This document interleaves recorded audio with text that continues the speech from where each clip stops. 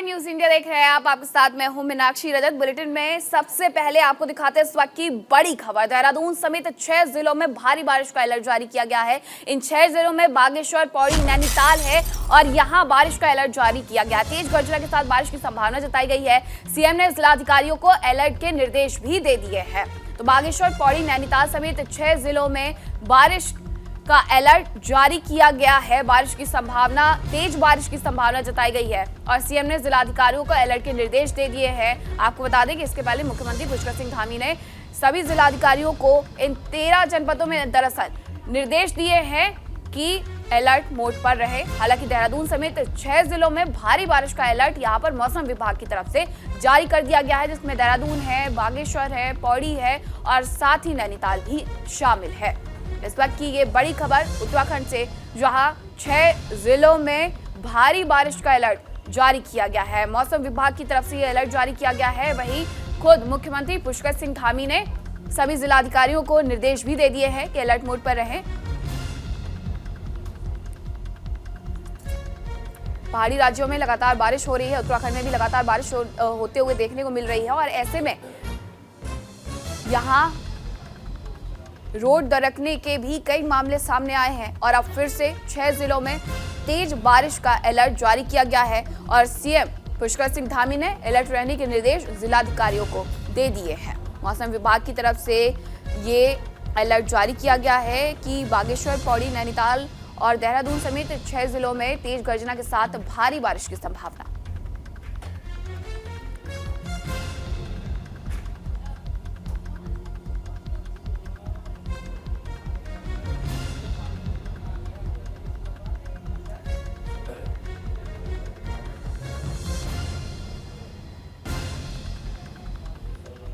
देहरादून समेत 6 जिलों में भारी बारिश का अलर्ट ये जारी किया गया है।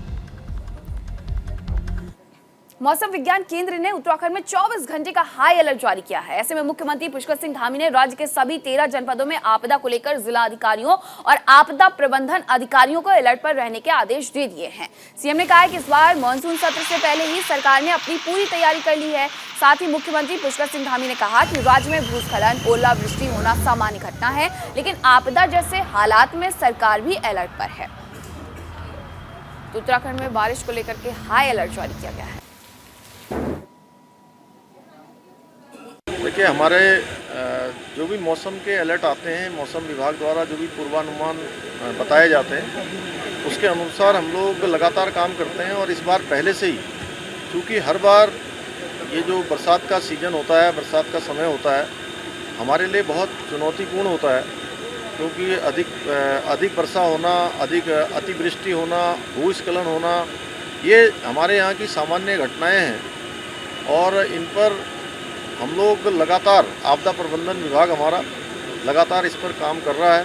जिलाधिकारी लगातार संपर्क में हैं और 24 घंटे का जो अलर्ट है वो जारी किया गया है, जिससे कि कहीं पर इस प्रकार की घटना हो तो हमारा फौरी रूप से राहत के काम वहाँ पर जारी हो सकें। साथ साथ कहीं पर सड़कें बंद हो, मलबा आ जाए तो उसके लिए भी जेसीबी है, पोकलैंड है, उसकी जो उस समय की ज़रूरत है उसके अनुरूप पहले से ही सारी तैनाती की गई है। हम लोग पूरी तरह से तैयार हैं। भगवान से प्रार्थना करेंगे कि भगवान जो है कम अतिवृष्टि करें, कम भूस्खलन करें और हमारे यहाँ का कम से कम नुकसान हो।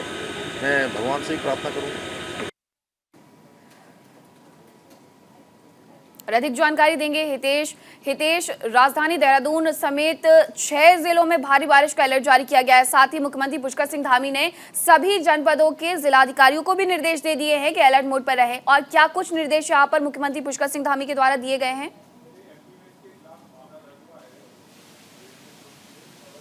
जी बिल्कुल, देखिए मीनाक्षी, जिस तरह से इस बार उत्तराखंड के अंदर मानसून को लेकर हालात बेहद चिंताजनक बने हुए हैं और उत्तराखंड के राज्यों की बात करें तो देहरादून समेत चमोली हो, पौड़ी हो या उत्तरकाशी हो, नैनीताल हो, वहाँ पर लगातार भारी बारिश हो रही है। और देर रात जिस तरह से मौसम विज्ञान ने एकदम अलर्ट जारी किया है तो उससे कहीं ना कहीं अंदेशा जो साफ तौर पर लगाया गया है मौसम विभाग द्वारा कि एकदम तेज़ मूसलाधार बारिश और कहीं ना कहीं जिस तरह से खतरे की संभावना लगातार बनी हुई है, उसको देखते हुए भी मुख्यमंत्री ने जो राज्य के जितने भी जिलाधिकारी है सबको अलर्ट मोड पर रखा है। खास तौर पर मौसम को लेकर जिस तरह से भूस्खलन, लैंडस्लाइड लगातार हो रही है और पर्यटकों के लिहाज से भी मुख्यमंत्री ने अधिकारियों को निर्देश दिए हैं कि अभी जो जहां हैं मतलब उनको वहीं पर ही सुरक्षित रखा जाए और पहले से ही सबको निर्देशित भी किया जाए। जी हितेश, मुख्यमंत्री पुष्कर सिंह धामी की तरफ से ये भी कहा गया है कि बारिश हो या ओलावृष्टि हो सामान्य घटना है, क्योंकि उत्तराखंड पहाड़ी राज्य है। ऐसे में कल रात से ही यहाँ देहरादून हो या फिर चमोली हो, पौड़ी हो या फिर नैनीताल जिला हो, लगातार यहाँ बारिश हो रही है। क्या अभी तक कहीं से ऐसी कोई घटना सामने आई है जहाँ लैंडस्लाइड हुआ हो? जी बिल्कुल, लैंडस्लाइड की जो अधिकतर घटनाएं हैं वो पहाड़ी एरिया में है। और अभी जो आपका ऋषिकेश से ऊपर का एक मामला था, वहाँ पर एक बहुत बड़ी लैंडस्लाइड वहाँ पर देखने को मिली थी। बंदरकोट एक जगह है, वहाँ पर एक लैंडस्लाइड हुई थी। कल हमने जिस तरह से आपको एक विजुअल और उसके फोटो भी हमने आपको भेजे थे, लेकिन उसके बाद में जिस तरह से मौसम विज्ञान ने इसको लेकर अलर्ट जारी किया है, तो कहीं ना कहीं संभावनाएं बन रही हैं कि राज्य के कई जगह पर भूस्खलन का खतरा भी बना हुआ है, जिसको लेकर एनडीआरएफ और एसडीआरएफ की जो टीमें हैं वो वहाँ पर लगा दी गई हैं। जी हितेश, आप बने रहिए, आपका रुख करेंगे। राजधानी देहरादून में मेट्रो नियो ट्रेन दौड़ेगी। मेट्रो नियो को लाने की तैयारियां तेज हो गई हैं। टीओडी पॉलिसी पर कैबिनेट में मोहर भी लग गई है। केंद्र सरकार से राज्य सरकार ने इसके लिए मंजूरी भी मांग ली है। तो अब उत्तराखंड को एक नई मेट्रो की सुविधा भी मिलने वाली है। मेट्रो नियो ट्रेन यहां दौड़ेगी और इसे लाने की तैयारियां भी तेज कर ली गई है। उत्तराखंड के बारे में ये जानकारी, जहां टीओडी पॉलिसी पर मोहर लगी है। केंद्र सरकार से राज्य सरकार ने मंजूरी मांगी थी और ये मंजूरी अब मिल गई है। हितेश, मेट्रो नियो ट्रेन जो कि उत्तराखंड को सौगात के रूप में मिलने वाली है, इसको लेकर के मंजूरी भी मिल गई है, क्या कुछ जानकारी?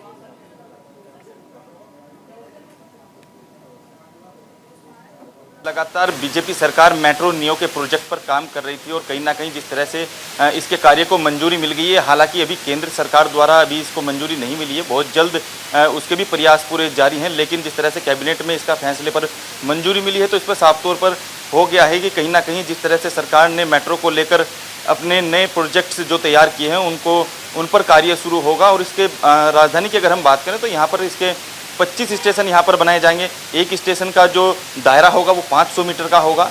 और सबसे बड़ी बात यह है कि बिल्डिंग जो बहुमंजिला इमारत है वो इसी के पास में ही बनाई जाएंगी, ताकि लोगों को ज़्यादा लंबा रास्ता तय ना करना पड़े। जी, मेट्रो ट्रेन के बारे में सभी जानते हैं, लेकिन मेट्रो नियो ट्रेन क्या है यहाँ पर? क्या ये अलग होने वाली है? इसको लेकर के कोई जानकारी हितेश?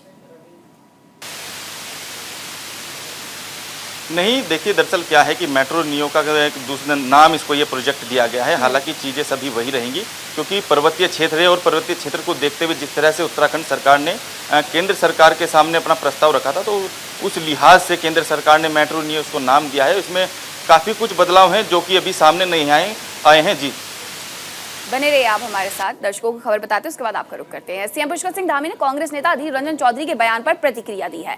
अधीर रंजन ने टिप्पणी कर राष्ट्रपति द्रौपदी मुर्मू की निंदा की है। साथ ही उन्होंने कहा कि अधीर रंजन का बयान कांग्रेस की मानसिकता को दर्शाता है। कांग्रेस ने हमेशा दलित, गरीब और आदिवासी जनजाति समाज को वोट बैंक समझा है। वहीं पीएम मोदी के नेतृत्व में एनडीए ने इस समाज से जुड़े लोगों को राष्ट्रपति बनाया। कांग्रेस को ये बात पच नहीं पा रही है। साथ ही उन्होंने कहा कि अधीर रंजन के शब्दों से ये जाहिर हो रहा है। बड़ा है। देखिए, अधीर रंजन चौधरी का जो बयान है वो कांग्रेस की मानसिकता को दर्शाता है। कांग्रेस ने हमेशा जो हमारा आदिवासी समाज है, जनजाति समाज है, अनुसूचित समाज है, उन सबको केवल अपना वोट बैंक समझा और हमेशा वोट बैंक की राजनीति की। आज मोदी जी के नेतृत्व में पूरे एनडीए ने, पूरी भारतीय जनता पार्टी ने उनको राष्ट्रपति पद का उम्मीदवार बनाया। आज वो राष्ट्रपति हैं, इससे देश का गौरव बढ़ा है। कांग्रेस को ये बात पच नहीं पा रही है, इसलिए अधीर रंजन उनके शब्दों में ये बात परिलक्षित हो रही है। वहीं राष्ट्रपति द्रौपदी मुर्मू पर कांग्रेस सांसद अधीर रंजन की टिप्पणी के बाद से बवाल जारी है। बीजेपी प्रदेश अध्यक्ष मदन कौशिक ने कांग्रेस पार्टी पर जमकर हमला बोला है। मदन कौशिक ने कहा है कि कांग्रेस के वरिष्ठ नेता महामहिम को लेकर जिस तरह के बयान दे रहे हैं या शोभनीय है। इस तरह की बयानबाजी सिर्फ सोनिया गांधी के कहने पर हो रही है। कांग्रेस नेता का यह बयान न सिर्फ महामहिम के लिए अपमानजनक है, बल्कि पूरे महिला समाज के लिए अपमानजनक है। इसके लिए कांग्रेस पार्टी को आगे आकर देश की जनता और महामहिम से माफी मांगनी चाहिए। इस प्रकार का देखिए, कांग्रेस के वरिष्ठ नेता जिस प्रकार महामहिम राष्ट्रपति जी को लेकर बयान दे रहे हैं, वो निश्चित रूप से कहीं ना कहीं सोनिया गांधी के इशारे पर हो रहा है। एक जनजाति महिला देश की राष्ट्रपति बनी, ये कांग्रेस हजम नहीं कर पा रही है। प्रारंभ से ही श्रीमती मुर्मू जी को लेकर कांग्रेस जिस प्रकार के बयानबाजी कर रही है, वातावरण बना रही थी, और अब राष्ट्रपति बनने के बाद जिस प्रकार का बयान आया, तो ये निश्चित रूप से समस्त महिलाओं का अपमान ही नहीं है, जनजाति समाज का अपमान है, भारत का अपमान है। कांग्रेस की राष्ट्रीय अध्यक्षा को आगे आकर इस पर माफ़ी मांगनी चाहिए, और यदि माफ़ी नहीं मांगती तो साफ जाहिर है उनके इशारे पर ही ये इस प्रकार की अशोभनीय बातें कही जा रही हैं।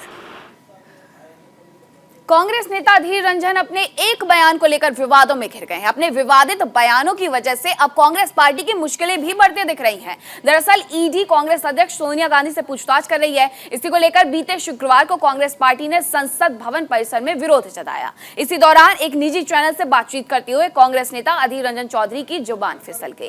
कांग्रेस नेता ने देश की राष्ट्रपति को लेकर गलत शब्द का इस्तेमाल कर दिया। अधीर रंजन चौधरी की इसी अशोभनीय टिप्पणी पर बीजेपी हमलावर हो गई है। इसके बाद बीजेपी कार्यकर्ताओं ने सड़कों पर उतरकर आंदोलन करते हुए कांग्रेस नेता अधीर रंजन चौधरी का पुतला दहन किया। ऐसे में युवा मोर्चा के अध्यक्ष अंशुल चावला ने कहा कि जब से एनडीए ने द्रौपदी मुर्मू को अपना राष्ट्रपति पद का उम्मीदवार बनाया है, तभी से कांग्रेस पार्टी बौखला गई है। कांग्रेस के नेताओं को अपनी बयानबाजी के लिए देश से माफी मांगनी चाहिए।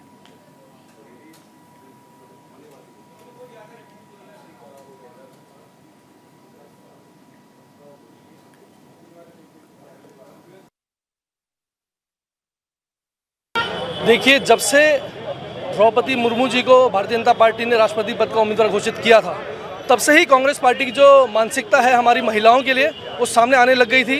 कभी वो बोलते हैं रबर स्टैंप, कभी वो बोलते हैं राष्ट्रपत्नी। आज पूरा देश कांग्रेस पार्टी का विरोध कर रहा है और भारतीय जनता पार्टी मांग करती है कि सोनिया गांधी और उनके वरिष्ठ पदाधिकारी पूरे देश से माफ़ी मांग लें, देश की हर महिला से माफ़ी मांग लें। बिल्कुल, युवा मोर्चा ऐसे मामलों में आंदोलन करता रहेगा। और मैं कहना चाहता हूं कि कांग्रेस पार्टी आज पूरे देश के अंदर जिस तरह से उसकी सफाई हुई है, कांग्रेस पार्टी का एक पदाधिकारी हताश है, निराश है, और उसी का ये परिणाम है कि वो ऐसे ऐसे बयान दे रही है। हमने विरोध जाहिर किया है यहाँ पे। जिस प्रकार का अपशब्द अधीर रंजन चौधरी द्वारा बोला गया, उसका विरोध करते हुए भारतीय जनता पार्टी ने आज पुतला फेंका और मांग की है कि कांग्रेस के जितने भी वरिष्ठ नेता हैं, ये सबके सब माफ़ी मांगे और देश से भी माफ़ी मांगे और अपने राष्ट्रपति जी से भी माफ़ी मांगे। और अधिक जानकारी के साथ संजय मेहता जुड़ गए हैं। संजय, लगातार देखने को मिल रहा है कि लोकसभा में विपक्ष के नेता अधीर रंजन चौधरी ने जो बयान दिया, उसे लेकर के अब वो घिरते जा रहे हैं। ऐसे में पुतला दहन यहाँ उत्तराखंड में भी जगह जगह देखने को मिल रहा है। देखिए, जिस तरह से कांग्रेस नेता ने ये बयान दिया है तो कहीं ना कहीं निंदनीय है, और जिसके बाद से ही देश भर में जो लोग हैं वो सड़कों पर उतर आए हैं। हालांकि भारतीय जनता पार्टी पूरी तरह कांग्रेस को घेरने में लगी है। हालांकि तमाम जिस तरह से हम देख रहे हैं, देश के कोने कोने से तस्वीरें सामने आ रही है, और साथ ही साथ सोनिया गांधी का पुतला भी दहन किया जा रहा है। तो कहा जा सकता है कि ऐसे में लगातार वो की मांग है, भारतीय जनता पार्टी के जो नेता है, कार्यकर्ता है, उनकी साफ तौर पर मांग है। जिस तरह सोनिया गांधी को सड़कों पर जो भारतीय जनता पार्टी के कार्यकर्ता हैं वो आंदोलन कर रहे हैं, तो ऐसे में सोनिया गांधी को माफी मांगनी चाहिए। देश की सम्मानित यानी प्रथम नागरिक है, उनसे कहीं ना कहीं माफी मांगनी चाहिए। हालांकि अगर सोनिया गांधी माफी नहीं मांगती है तो भारतीय जनता पार्टी के जो कार्यकर्ता है, नेता है, वो तमाम सड़कों पर उतरकर आंदोलन किया जाएगा। संजय, ये तो देखने को लगातार मिल रहा है कि पुतला दहन किया जा रहा है। ऐसे में खुद अधीर रंजन चौधरी सामने आते हैं, कहते हैं कि मैं भारतीय जनता पार्टी के पाखंडियों से माफी नहीं मांगूंगा, मेरी जबान फिसली, मेरी हिंदी खराब है और मैं जाकर के राष्ट्रपति से मुलाकात करूंगा, उनसे मैंने वक्त मांगा है। लेकिन क्या इस सब के बीच जिस तरीके से भारतीय जनता पार्टी कह रही है कि कांग्रेस को यहाँ माफी मांगनी चाहिए, कांग्रेस के किसी नेता के द्वारा कुछ प्रतिक्रिया यहाँ पर सामने आ रही है उत्तराखंड में? देखिए, आपको बता दें मीनाक्षी, जिस तरह से लगातार अधीर रंजन कौशिक का ये बयान सामने आया है, तो तभी से ही लगातार जो भारतीय जनता पार्टी के नेता है वो लगातार इसका विरोध कर रहे हैं। हालांकि इस पर अधीर रंजन कौशिक ने कहा है कि मैं भारतीय जनता पार्टी के जो नेता है, पाखंडी है, उनसे माफी नहीं मांगूंगा। ऐसे में जो महिला राष्ट्रपति है उनसे माफी मांगूंगा। तो कहा जा सकता है कि लगातार ही सड़कों पर उतरकर भारतीय जनता पार्टी के जो नेता है वो आंदोलन कर रहे हैं। उनका साफ तौर पर कहना है कि सोनिया गांधी जब तक माफी नहीं मांगेगी उनको माफ नहीं किया जाएगा। हालांकि हम देख रहे हैं कि उत्तराखंड में भी लगातार इस बात को लेकर विरोध हो रहा है और कहीं ना कहीं राष्ट्रपति का ही नहीं है, महिला समाज का भी यहां अपमान किया है। तो ऐसे में कहीं ना कहीं अब बिल्कुल देखने वाली बात ऐसे में प्रदर्शन सिर्फ उत्तराखंड में नहीं बल्कि देश के और भी हिस्सों में देखने को मिल रहे हैं। बहुत शुक्रिया संजय आपका तमाम जानकारी के लिए। रुक करेंगे अगली खबर का। उत्तराखंड अधीनस्थ चयन सेवा आयोग में भर्ती घोटाले को लेकर कांग्रेस लगातार राज्य सरकार पर हमलावर है। आपको बता दें कि उत्तराखंड के पूर्व सीएम हरीश रावत और कांग्रेस प्रदेश अध्यक्ष करण माहरा ने राज्य सरकार पर भ्रष्टाचार को बढ़ावा देने का आरोप लगाया है। पूर्व स्वर्गीय विधायक अमरीश कुमार की पहली पुण्यतिथि में भाग लेने हरिद्वार पहुंचे पूर्व सीएम हरीश रावत ने कहा कि उत्तराखंड में बीजेपी सरकार हर भर्ती में पैसा देख रही है और हर नौकरी की नीलामी कर रही है। करप्शन को बढ़ावा देने वाली बीजेपी सरकार ने इस राज्य को खोखला कर दिया है और ये सरकार इस राज्य के प्रतिनिधित्व के लायक नहीं है। वहीं इस दौरान उत्तराखंड कांग्रेस के प्रदेश अध्यक्ष करण माहरा ने कहा कि बीजेपी सरकार के राज में ही भर्ती घोटाले हो रहे हैं और कार्रवाई केवल छोटे कर्मचारियों पर हो रही है।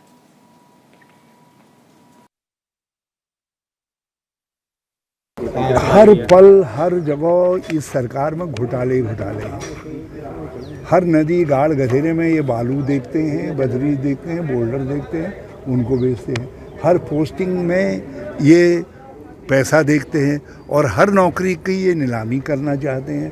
तो ये जब आप जो है भ्रष्टाचार को इस रूप में पनपाएंगे तो इस राज्य को तो इन्होंने खोखला कर दिया भाजपा के लोगों ने।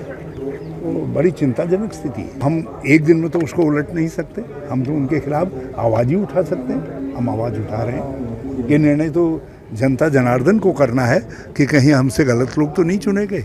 और हमारा मानना है कि भाजपा इस राज्य के प्रतिनिधित्व के लायक नहीं है। वही राजा वही मुंसिफ, अकबरा मेरे करूं कत्ल का दावा किस पर।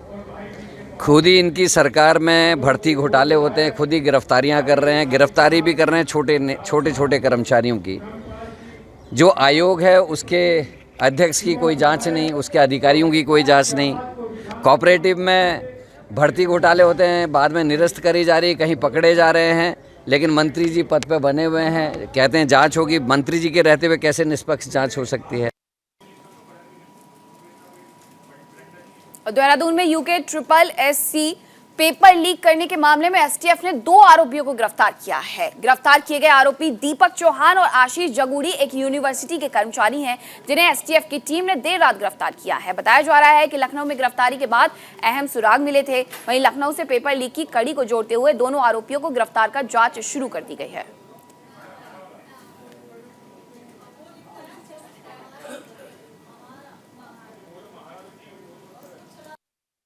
हमारे स्ट्रीट चिल्ड्रन हैं, उनके लिए हम लोग क्या पॉलिसी उनके पुनर्वास के लिए हम लोग बना सकते हैं, उनके क्या क्या सुझाव हैं, क्योंकि फील्ड में वो लोग रहते हैं और किस प्रकार की चुनौतियां उनके सामने आती हैं। ये सारी चीज़ों को देखते हुए उन बिंदुओं को किस प्रकार से हम लोग एक कागज़ में उकेरित करते हुए उसको पॉलिसी में किस प्रकार से कन्वर्ट कर सकते हैं। तो वो सारे सुझाव जो है आज डिपार्टमेंट ने संबंधित जनपदों के जिला प्रोविजन अधिकारियों से लिए हैं।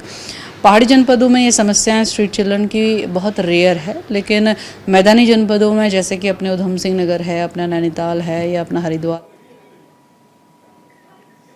और अधिक जानकारी के साथ मेरे सहयोगी हितेश लगातार जुड़े हुए हैं। UKSSS को लेकर के बड़ी कामयाबी यहां पर उत्तराखंड सरकार के हिस्से में। हितेश जी बिल्कुल, देखिए जिस तरह से अधीनस्थ सेवा चयन आयोग का मामला सामने आया है, लगातार एसटीएफ इसमें ताबड़तोड़ कार्रवाई कर रही है और लगातार इसमें गिरफ्तारियां भी हो रही हैं। लेकिन जिस तरह से कांग्रेस पार्टी लगातार बीजेपी पर हमलावर है, वो कहीं ना कहीं सवालिया निशान खड़े कर रही है। कांग्रेस का साफ तौर पर कहना है कि बीजेपी हमेशा खाई कमाई के चक्कर में लगी हुई है, लेकिन जिस तरह से एसटीएफ इसमें कार्रवाई कर रही है उससे बड़ा ये भी माना जा रहा है, क्योंकि इस तरह के आयोग में अगर इस तरह की धांधलीबाजी होगी तो आखिरकार बच्चों का भविष्य क्या होगा। अगर एक ही परिवार से कई लोगों की नियुक्तियाँ हो जाएंगी तो प्रदेश किस राह पर जा रहा है, ये बड़ा चिंता का विषय है। बिल्कुल, यहाँ पर हमने सुनवाया भी दर्शकों को कि किस तरीके से कांग्रेस प्रदेश अध्यक्ष करण माहरा और पूर्व मुख्यमंत्री हरीश रावत भी सीधे सरकार पर निशाना साधते हुए नजर आए हैं कि गड़बड़ियां जो है बड़े लोग कर रहे हैं, लेकिन यहाँ पर कर्मचारियों को निशाना बनाया जा रहा है, उन्हें पकड़ा जा रहा है।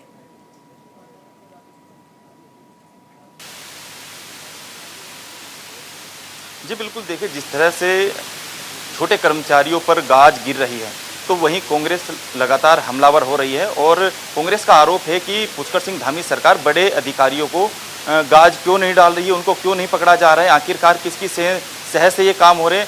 बड़े बड़े आरोप कांग्रेस इस पर लगा रही है, लेकिन बीजेपी भी लगातार इसमें ताबड़तोड़ कार्रवाई कर रही है। जी धन्यवाद हितेश आपका तमाम जानकारी के लिए। और अब खबर देहरादून से, जहां लगातार शराब की ओवर रेटिंग की शिकायतें बढ़ती जा रही हैं। आलम यह है कि देहरादून में देसी या अंग्रेजी शराब की दुकान किसी को भी आबकारी विभाग या जिला प्रशासन का डर नहीं है, तभी तो खुलेआम ओवर रेटिंग की घटनाएं सामने आ रही हैं। वहीं जिले की डीएम सोनिका ने ओवर रेटिंग पर लगाम लगाने के लिए आबकारी विभाग को निर्देश दिए हैं। साथ ही कहा कि इस बाबत आबकारी विभाग को दिशा निर्देश जारी कर दिए गए हैं, लेकिन धरातल पर कोई असर होता दिखाई नहीं दे रहा है।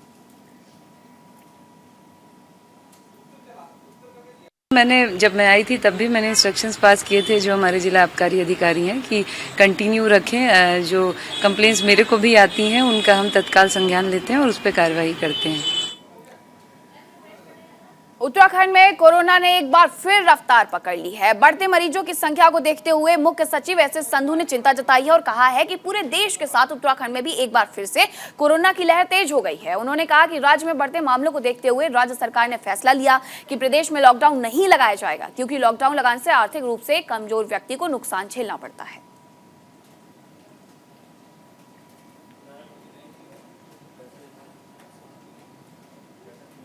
केस तो बढ़ रहे हैं, सारे भारत में भी बढ़ रहे हैं, कई देशों में बहुत ज़्यादा बढ़ रहे हैं, लेकिन उसमें हमें थोड़ा सा ये संतुष्टि भी है कि केस सीरियस नहीं है।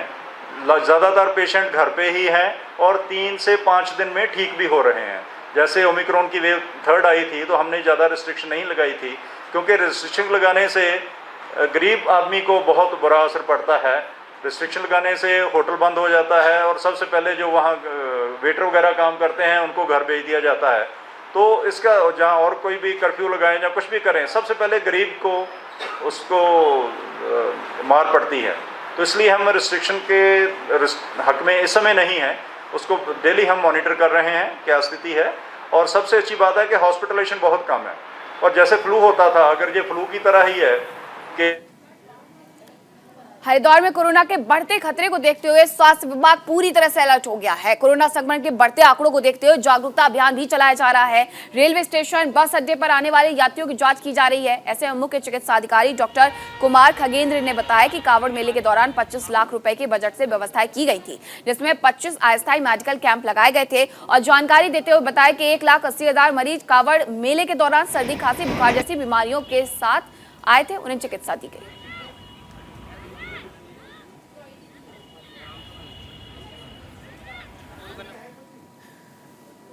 और अधिक जानकारी के लिए रुक करेंगे सहयोगी संजय का। संजय, हरिद्वार में कोरोना जिस तरीके से बढ़ा है, क्योंकि पिछले दिनों देखने को मिला कांवड़ यात्रा में कई करोड़ यात्री यहां पर पहुंचे हुए थे, श्रद्धालु यहां पर पहुंचे हुए थे, और इसके बाद कोरोना के केसेस यहां बढ़ते, ये भी गया है कि कैंप भी लगाए गए थे, मेडिकल सुविधाएं भी दी गई थी, और अब अलर्ट जारी किया गया। राज्य के सभी जनपदों में अब कोरोना का खतरा धीरे धीरे बढ़ रहा है, और यही वजह है कि अब उत्तराखंड राज्य सरकार तमाम स्वास्थ्य विभाग को निर्देश दिए हैं कि अपने अपने जिलों में लोगों को जागरूक करे और उन्हें कहीं ना कहीं चेतावनी दे। तो कहा जा सकता है कि कोरोना के बढ़ते खतरे को देखते हुए हरिद्वार ही नहीं, उत्तराखंड के सभी जनपदों में जो स्वास्थ्य महकमे की टीम है वो पूरी तरह लोगों को जागरूक कर रही है। और लोगों को भी समझना होगा कि अपने आप को सुरक्षित रखने के लिए और लोगों को सुरक्षित रखने के लिए कहीं ना कहीं सावधानी बरतनी होगी। ऐसे में अगर उत्तराखंड की बात की जाए तो पिछले 24 घंटे में सैकड़ों नए मामले आए हैं, जिनको देखते हुए लगातार ही राज्य सरकार तमाम बैठकें कर रही है, और बैठक में ऐसा प्रयास किया जा रहा है कि लोगों को बढ़ते खतरे से बचाया जा सके। जिस तरह से अभी हम जिक्र कर रहे थे कि उत्तराखंड में जो एक बड़े मेले का आयोजन हुआ था, हालांकि धर्म नगरी हरिद्वार से इस मेले की शुरुआत हुई थी और यहाँ पर करोड़ों की तादाद में श्रद्धालु पहुंचे थे। तो ऐसे में लगातार ही कोरोना का बढ़ने का खतरा जो है वो संख्या में यहाँ पर पहुंचे हुए थे। 2 साल बाद ये कांवड़ यात्रा हुई थी, श्रद्धालुओं में जोश भी कहीं ना कहीं था, लेकिन ऐसे में अब कोरोना के केसेस बढ़ने लगे हैं और ध्यान रखने की बहुत आवश्यकता है। बहुत धन्यवाद आपका संजय तमाम जानकारी के लिए। और खबरों में फिलहाल मेरे साथ इतना ही। बने रहिए न्यूज़ इंडिया के साथ। नमस्कार।